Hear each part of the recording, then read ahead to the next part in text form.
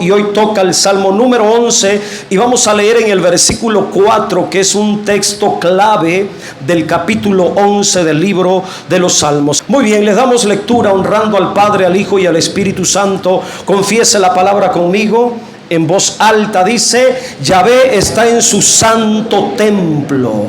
Yahvé tiene en el cielo su trono. Sus ojos ven, sus párpados examinan a los hijos de los hombres. En esta tarde vamos a meditar en este salmo precioso, Salmo número 11. El título del salmo nos los muestra la palabra. El encabezado dice: el refugio del justo. Y así se estará llamando esta predicación. Hoy estaremos meditando profundamente versículo a versículo en este salmo que revela que Dios es el refugio del justo. Se cree, a manera de introducción, se cree que el salmo número 11 es continuación del salmo 9 y del salmo número 10. Originalmente era solo una obra literaria, porque no se menciona alguna instrucción específica en el encabezado acerca de su entonación original. Acuérdese que los salmos eran alabanzas para cantarse, acompañados de instrumentos, pero el encabezado del salmo número 11 no presenta ninguna instrucción, solamente dice al músico principal, y sí revela que es David el escritor. Entonces, el pensamiento central del Salmo número 11 es el refugio del justo. En este salmo, el Señor Yahvé, nuestro Padre Yahvé, nuestro Rey Yahvé, se presenta como un Dios omnipresente y también omnisciente.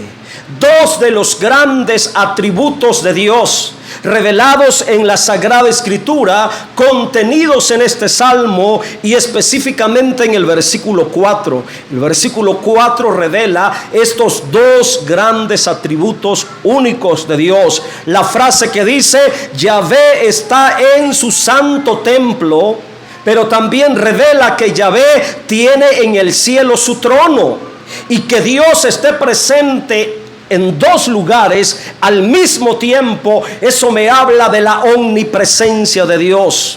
La frase siguiente que dice: sus ojos ven, sus párpados examinan a los hijos de los hombres. Eso me habla de la omnisciencia de Dios, que Dios también lo sabe todo, lo conoce todo, lo mira todo. Entonces, en este salmo, el salmista proclama su confianza en Dios ante la recomendación de que huya, porque hay feroces enemigos persiguiéndole. La base de su confianza en el supremo dominio de Dios es por su cuidado especial a su pueblo y el rechazo divino a los malos que no se arrepienten, y el juicio que tiene reservado para ellos. Pero también en este salmo se mira su amor a la justicia y a los que tienen un corazón justo, recto. Vamos a mirar algunas divisiones importantes de este salmo para comprender mejor la verdad de Dios para nuestras vidas. Vamos a mirar el versículo 1 y vamos a entrar a meditar a detalle, verso por verso. Versículo 1, en este versículo 1, el primer versículo de este Salmo 11, como aspecto número 1, es una declaración de confianza ante la urgencia de escapar de los enemigos. Mire cómo comienza el 11, versículo 1. En Yahvé he confiado. Mire qué poderosa la frase con la cual comienza el salmo número 1. En Yahvé he confiado. ¿Cómo decís a mi alma que escape al monte cual ave? Esta fue la reacción de David. Esta fue la respuesta de David cuando vienen a decirle: David, escapa por tu vida, huye a los montes, escóndete. La respuesta de este varón creyente dijo: en Yahvé he confiado. ¿Cómo le dicen a mi alma que escape como las aves? Estoy parafraseando. Y esto me lleva a afirmar lo siguiente, a manera de una convicción para un hombre de Dios: huir ante el enemigo sería un acto de cobardía. Si hemos confiado en Dios, aprendamos a creerle a Dios y a esperar en Dios, sabiendo que su bondad es para nosotros en todo tiempo, en todo lugar y en toda circunstancia. Sea bendito su nombre. En Yahvé he confiado. Esta fue la reacción, la respuesta de un hombre que aprendió a confiar en Dios en medio de todas las persecuciones que se levantaron contra su persona. En esta ocasión, el consejo humano de parte de los conocidos de David fue: libra tu alma, porque vienen contra ti. Escápate, vete a los montes. Le estaban recomendando con urgencia: ponte a salvo, date prisa, huye, vete lejos, donde nadie te encuentre, donde nadie te halle, porque te van a matar. Pero fue impresionante la respuesta de David, hermanos, muy poderosa. En Yahvé he confiado. David expresó con su boca la fe que tenía en su corazón. En Yahvé estaba su confianza. Él estaba diciendo: he confiado en Dios. David estaba mirando la bondad de Dios por encima de la maldad de los hombres. Y qué poderoso es esto, cuando el cristiano aprende a mirar primero la bondad de Dios por encima de todas las maldades, travesuras, amenazas y daño que le quieran causar. Una persona que mira primero la bondad de Dios a su favor por encima de la maldad de los hombres, jamás será destruido, jamás será derrotado, ni tampoco avergonzado. Debemos de saber, y esto es para usted y para mí, tomando el ejemplo de David, debemos de saber que tenemos que mirar primero a Dios y permanecer confiando siempre en Dios, aún rodeados de grandes persecuciones y enemigos que acechen nuestra vida. Debemos de mantener nuestra mirada puesta en la bondad de Dios. Mirar la bondad de Dios por encima de la maldad de los enemigos va a producir verdadera confianza en tu corazón, en mi corazón. Los que confían en Dios ante el peligro se refugian en Dios. Los que confían en Dios le dan lugar a Dios para que los defienda. Nunca salen huyendo cobardemente ante los problemas. Los que confiamos en Dios, permanecemos en Dios, sabiendo que su bondad nos ayudará y nos librará. Por ello David le respondió prontamente, sin dudarlo, sin pensarlo, le respondió a los que vinieron a decirle con mucho miedo: huye a los montes, escóndete. Él le responde: en Yahvé he confiado. En otras palabras les dijo: ¿cómo puedo salir huyendo como un cobarde a los montes? Ahora póngase a pensar, si David le hubiera fallado la fe en ese momento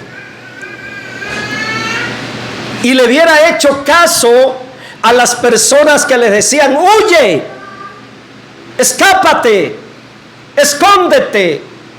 Si David salía huyendo a los montes a ponerse a salvo, él estaría expresando que estaba solo, indefenso, sin ayuda, sin protección divina.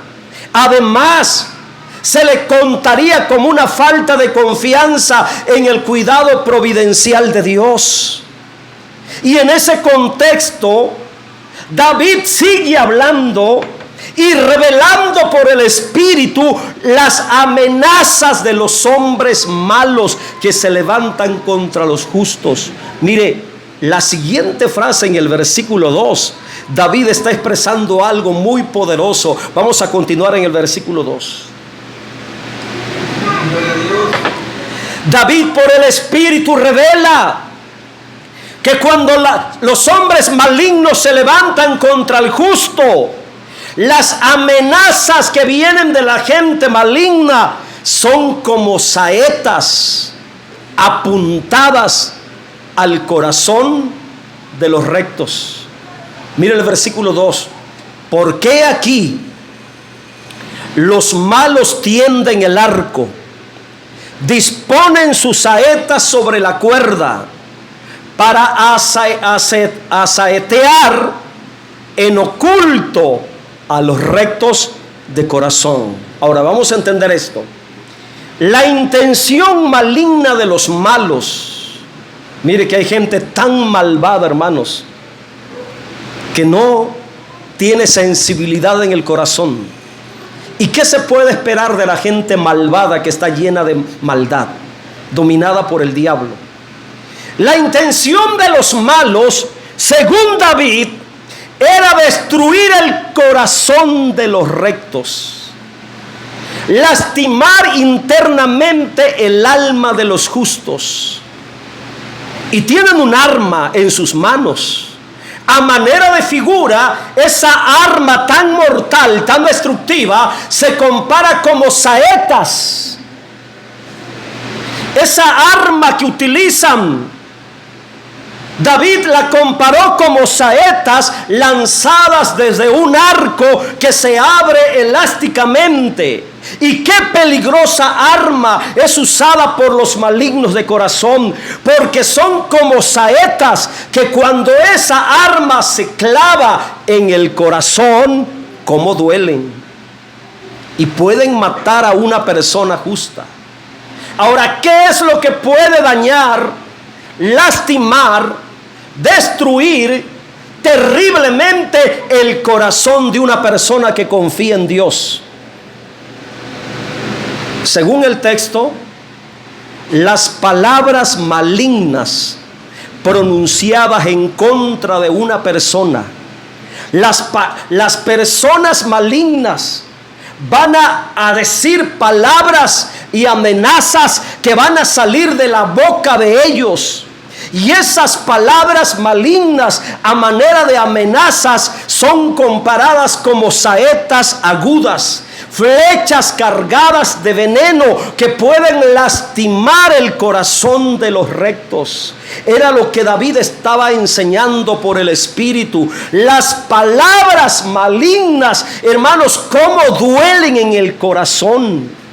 Las palabras hacen más daño que los gestos. Por ejemplo, las mentiras que levantan en contra de uno, las murmuraciones que vienen de la gente maligna que no tiene temor de Dios, los chismes, las calumnias, todo lo que la gente perversa inventa en contra del justo, en contra de los que aman a Dios. Es peligroso, porque si todo ello entra al corazón de una persona que tiene su corazón confiado en el Señor, si una persona que está confiando en Dios le da lugar a esas palabras como saetas, lo van a lastimar, lo van a herir, lo van a destruir espiritualmente. Por ello tenemos que tener mucho cuidado con lo que oímos y con lo que dejamos entrar a nuestra alma, porque hay hombres tan malignos cuyas palabras son como golpes de espada, y por ellas muchos son lastimados, heridos, dañados internamente. ¿Cómo se siente usted cuando de repente se entera que aquella persona en quien confiabas anda diciendo un chisme de tu persona, o anda murmurando a tus espaldas? ¿Cómo te sientes cuando te enteras que aquel amigo que tú decías que era como tu hermano, de repente inventa una mentira contra ti? ¿Verdad que duele? Esas palabras son como saetas y van dirigidas al corazón. David estaba diciendo esto. ¿Por qué? Porque le vinieron a contar amenazas. David, han dicho que te van a matar, han dicho que te van a destruir, por ello escóndete. A los oídos de David habían llegado todas las amenazas, todas las mentiras, todas las calumnias de los hombres malignos que venían para destruirle, para matarle. Y por ello, en ese contexto, él compara las palabras malignas como saetas lanzadas desde un arco para saetear el corazón de los rectos.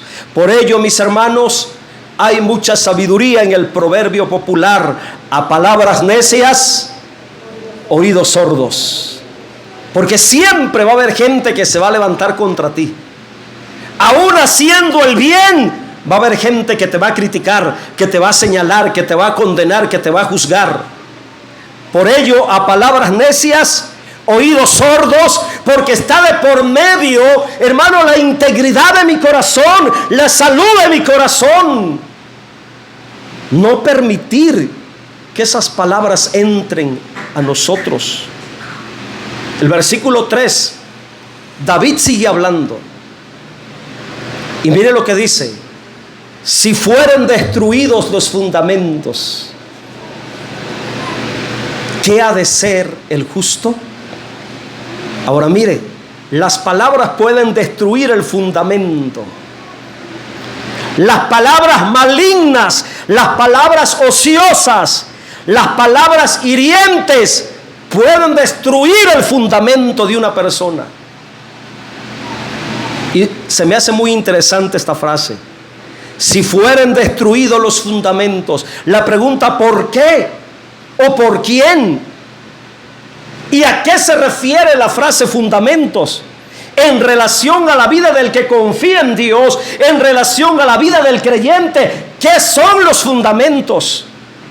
¿Y qué pueden destruir los fundamentos? Ya miramos en el contexto que las palabras hirientes, malignas, perversas, diabólicas, cuando entran al corazón, hacen mucho daño. Provocan mucho daño. En relación al creyente de corazón recto, que no debe de ser lastimados por las palabras malignas de la boca del malvado, David habla por el Espíritu Santo y revela algo muy poderoso. Le llama fundamentos. Estos fundamentos, los cuales están en relación a la firmeza y a la estabilidad de los justos. La palabra fundamento se usa en el sentido de revelar lo que mantiene firme, sólido, estable. Por ejemplo, en la edificación de una estructura tiene que tener buen fundamento. En este caso, los fundamentos se aplican a la vida del creyente que confía en Dios. Este fundamento que menciona David en el corazón de los justos, es importante que se mantenga sano, libre de toda situación que ponga en riesgo su integridad. Escucha, porque estoy hablando de algo muy espiritual. Los fundamentos en relación al justo se refiere a las convicciones propias y personales del creyente que es recto de corazón. Usted tiene fundamentos, yo tengo fundamentos. Y no permita que nadie destruya esos fundamentos de tu vida. Dios, por medio del Espíritu Santo, usando el poder de su palabra, ha producido un fundamento fuerte, firme y estable dentro de ti. Te lo voy a explicar de esta manera. Dios ha cimentado tu corazón, ha puesto un cimiento en tu corazón. Dios ha puesto un fundamento por el poder de su palabra. Por lo tanto, usted puede permanecer firme, estable, en pie ante todas las amenazas de los enemigos espirituales. Hermano, usted debe de saber y creer que por la palabra de Dios dentro de ti, Dios te ha hecho fuerte en tu interior. Tú eres fuerte internamente por el poder del Espíritu Santo dentro de ti. No dejes que nada ni nadie te destruya, menos las palabras, las amenazas de la gente maligna que viene de la boca de esa gente que no tiene temor de Dios, que ni conoce a Dios. Tu fe, tu confianza, tu convicción para Dios, los principios de vida espiritual dentro de tu corazón son los fundamentos de tu vida. No permitas que nada destruya tu fe, tu confianza, tu convicción personal en Dios, tus principios de vida espiritual. Si son destruidos, serán destruidos los fundamentos de tu corazón. Por ejemplo, en mi vida personal, hermanos, uno de los fundamentos de mi vida, hermanos, es la convicción personal que yo tengo para con Dios. Otros de los fundamentos de mi corazón es la obediencia para Dios. Otro de los fundamentos de mi corazón es la integridad para con Dios. Esos son los fundamentos. Pero si dejamos que esos fundamentos sean destruidos, ¿qué será de nosotros? ¿Qué será de ti? Al ser destruidos los fundamentos del creyente, ¿qué ha de ser el justo? ¿Qué haremos si perdemos la confianza en Dios? ¿Qué haremos si dejamos que las amenazas, las calumnias destruyan nuestra fe en el Señor? ¿Qué haremos? ¿Qué harás tú si dejas que el enemigo destruya tu fe, destruya tu confianza, destruya tu amor para con Dios? ¿Qué harás? ¿Qué hará una persona cuando deja que el enemigo le destruya todo lo que tiene y lo que hay en su corazón para Dios? ¿Cuál será la respuesta a esa pregunta? ¿Qué ha de hacer el justo si sus fundamentos de vida espiritual, sus convicciones son destruidos? ¿Qué ha de ser el justo? Mire que al ser destruidos los fundamentos espirituales de un creyente, la única alternativa es huir como un cobarde. Mire que David se mantuvo firme en uno de sus fundamentos. En Yahvé he confiado. Ese era un fundamento para él. Ahí estaba su fuerza. Ahí estaba la solidez, la firmeza, la estabilidad emocional y espiritual de su persona. Ahí estaba. Él se paró firme y se mantuvo firme en pie ante la amenaza de muerte de sus enemigos. En Yahvé he confiado. En ese fundamento se mantuvo firme, confiando en el Señor. Pero ¿qué hubiera pasado si las amenazas hubieran destruido la confianza de David? Entonces sí hubiera salido huyendo. entonces hubiera cedido a la maldad de los enemigos, entonces hubiera caído en la mano de sus enemigos, porque si son destruidos los fundamentos del creyente, su vida quedará a merced de sus enemigos. Su vida quedará a merced de los demonios. Su vida quedará a merced del diablo. Pero mientras se mantenga firme en los fundamentos de su alma, aunque venga el diablo, aunque vengan los demonios, venga lo que venga, ese creyente estará firme, estará en victoria, estará fuerte, estará confiado y nada lo dañará. Sea bendito el nombre del Señor.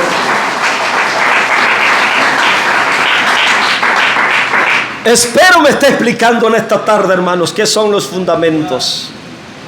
Espero que usted pueda entender. Por lo tanto, cuida tus fundamentos. No permitas que nada ni nadie dañe tu corazón y destruya el cimiento, la fortaleza, el fundamento que Dios ha puesto dentro de ti. Esa es la razón por la cual, aunque vengan pruebas, vengan luchas, vengan problemas, ¿saben por qué no caemos?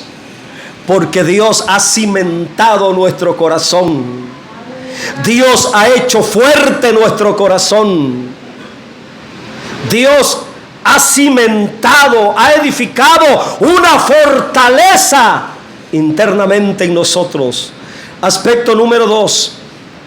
Otra división importante, viene la proclamación de la soberanía de Dios en medio de la amenaza, en medio del peligro, en medio de las acechanzas. David sigue hablando por el Espíritu y empieza a proclamar la soberanía de Dios. Versículo 4, hermano, mire qué poderoso. Verso 4, lo que dice: Yahvé está en su santo templo. Yahvé tiene en el cielo su trono.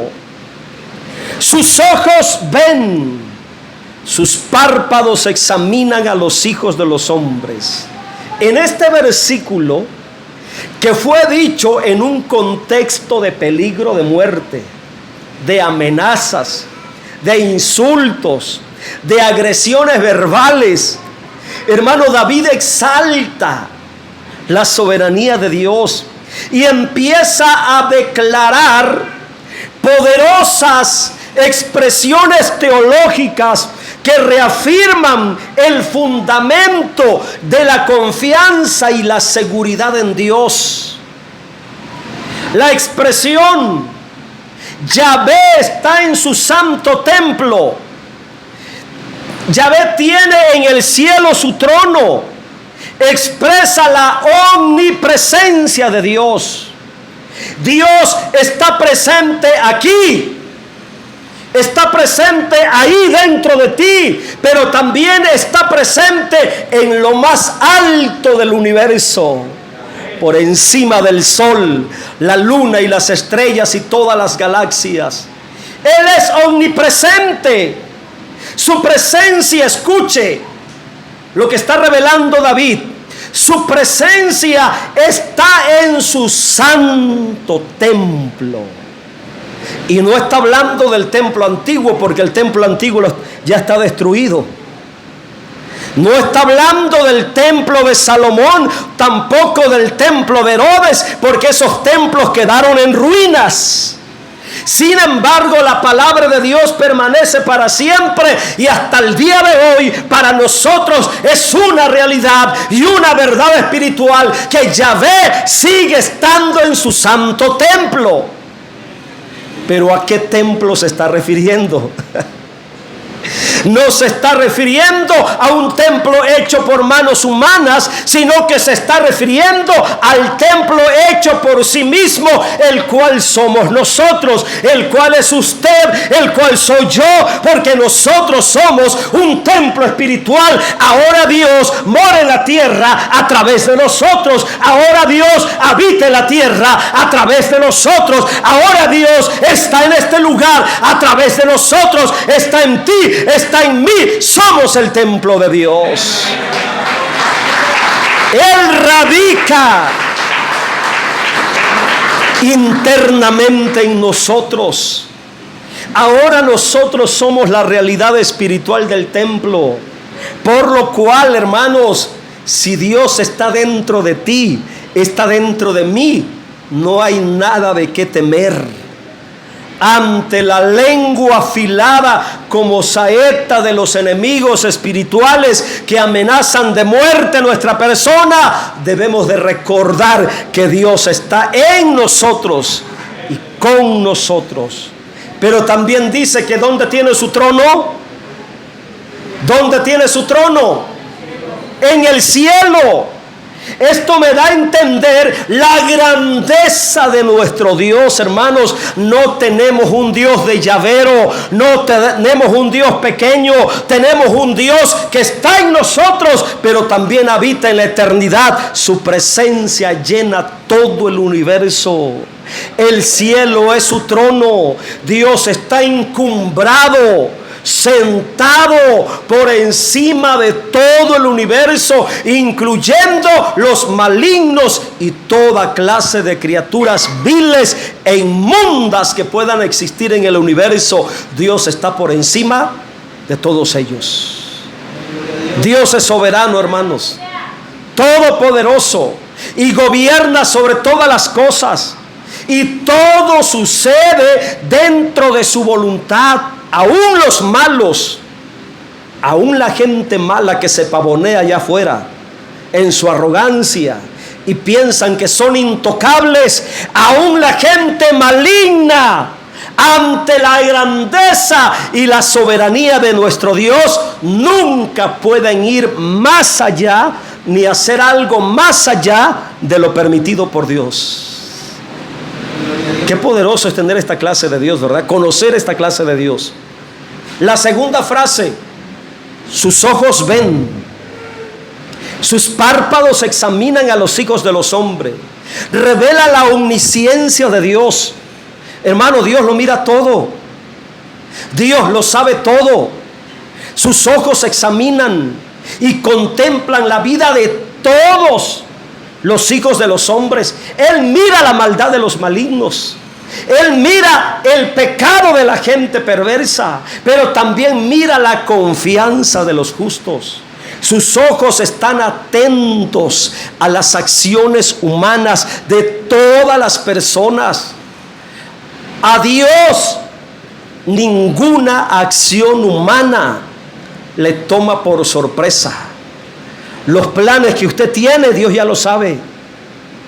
Las intenciones que usted tiene, Dios las conoce. El propósito que usted tiene, las intenciones, lo que trae en su corazón, las cosas que usted quiere hacer, Dios las conoce. A Él no se le esconde nada. Nada le toma por sorpresa. Antes de que hagamos algo, Dios ya lo miró y ya lo sabe. Por ello, por favor, en esta tarde, usted que me está escuchando, tenemos que agarrar conciencia. Tenemos que pensar bien antes de actuar para hacer algo, porque Dios está mirándonos en todo tiempo y en todo lugar. Aspecto número 3, la tercera división: el trato personal con Dios, con cada ser humano. Porque este es otro aspecto muy importante. Hay un trato personal de Dios con cada ser humano. Esto lo revela versículo 5. Versículo 5. Mire lo que está revelado. Yahvé prueba al justo. Ese es el trato con nosotros. Yahvé prueba al justo, pero al malo y al que ama la violencia, su alma los aborrece. Esta palabra me está expresando, me está dando a conocer que Dios tiene un trato personal con cada ser humano. Y en su soberanía, primero prueba al justo. Sí, Dios va a probar al justo. Pone a prueba el corazón del justo. ¿Y con qué propósito Dios prueba al justo? ¿Con qué intención? Para ver su reacción frente a las pruebas que Él permite. La palabra prueba que usted mira ahí significa escudriñar, hacer un escrutinio, comprobar, examinar cada detalle de la vida de una persona. Y Dios pone a prueba al justo para perfeccionarlo en muchas áreas personales de su vida. Por ello, mi hermano, continuamente estamos siendo probados por Dios. Ante el trato de Dios con el ser humano, el justo no se escapa, ni está fuera de ese trato. Dios permite la prueba en la vida del justo para perfeccionar su fe, su confianza. Tal era el caso de David. Dios permitió que David, Dios en su voluntad permisiva, dejó que David fuera perseguido, fuera amenazado, fuera atribulado por diferentes enemigos para probar su confianza en su corazón. Bendito sea Dios que tenemos el ejemplo de un hombre que confió de verdad en Dios, Dios permitiendo que lo persiguieran y lo amenazaran. Cuando llegó el momento de prueba para David, él dijo: yo he confiado en Yahvé, no voy a huir, no voy a correr, no me voy a dar a la fuga. Yo confío en el Señor. Dios quiso probarlo de esa manera y él fue probado y aprobado en la voluntad de Dios, porque con su confianza honró a Dios. Dios prueba al justo, examina a todos, los pone a prueba, pero también mira la maldad del malo, mira la violencia del malo, y por su maldad el malo es desechado. Al malo no es necesario ponerlo a prueba. ¿Sí se da cuenta que a quien pone a prueba es al justo, no al malo? Dios pone a prueba al justo, pero no al malo. Al malo no lo pone a prueba, porque la maldad del malo es evidente y notoria delante de Dios. Por ello a la gente mala no los prueba, al justo sí. Versículo 6. Ya vamos a terminar. Versículo 6. Mire el trato contundente para la gente mala. Sobre los malos hará llover calamidades, fuego, azufre, viento abrasador será la porción del cáliz de ellos. Al mirar Dios la maldad de los malignos, el pago justo de Dios sobre ellos es como una lluvia de calamidades, fuego, azufre, viento abrasador. El malo, si no se arrepiente, beberá la copa del juicio de la ira de Dios. La palabra cáliz se refiere a eso, esa copa del juicio de la ira de Dios. Estas expresiones son parte de un lenguaje figurado que expresa el contenido del juicio de Dios para las personas malvadas que arremeten y persiguen al creyente de corazón justo. Hermanos, por eso usted tiene que arrepentirse de verdad. Deje la maldad, no se exponga a beber del cáliz de la ira de Dios. Es trágico el final de la gente que aborrece y persigue a los hijos de Dios. Considerando el juicio de Dios sobre los malvados, pregunto, ¿dónde quedarán sus amenazas contra el creyente? Sabemos lo que Dios ha dicho y hará sobre los malignos. Ante el juicio severo de Dios contra los malos, ¿qué son las palabras amenazantes que vienen contra nosotros? Porque la gente mala se jacta de amenazar. Hay un incidente, hay un accidente, de repente la gente maligna se le mira la prepotencia y ¿saben qué es lo que dicen? Es muy común esa frase: no sabes con quién te estás metiendo, ¿y qué me importa? Amén. Yo solo sé que confío en mi Dios y su bondad está a mi favor. ¿Qué son las amenazas de la gente malvada contra el justo, sabiendo que hay un juicio de Dios sobre sus vidas? Esta es la sentencia divina para el malo. Si no hay arrepentimiento, el malo será destruido y sus amenazas serán olvidadas. El justo será protegido, ciertamente probado, mas no destruido, y por último aprobado y perfeccionado. A manera de conclusión, versículo 7. Terminamos. Versículo 7. Este hermoso salmo, mire cómo termina, hermanos. ¿Cómo termina este hermoso salmo?